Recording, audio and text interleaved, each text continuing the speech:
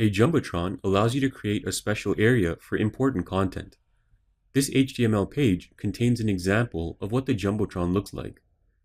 We can see a very large header followed by a smaller subtitle. In order to create one, we just need to create a div and add the Jumbotron class to it. And you can see that we've done that here. Inside our container, we've created a div element and applied the Jumbotron class. You can then use the header and paragraph tags for the heading and subtitle. So for our heading, we've used the h1 tags, and for the subtitle, we've just used the paragraph element. The Jumbotron can be placed inside or outside the container. If placed outside, it'll take up the full length of the viewport. So let's go ahead and give that a try. I'll take the block of code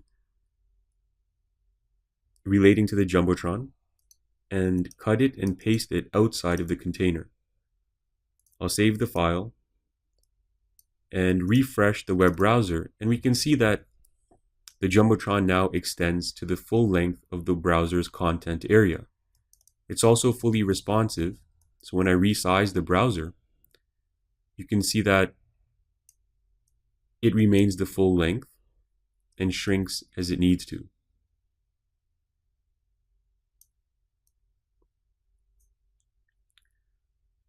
An alternative to the Jumbotron is the page header class.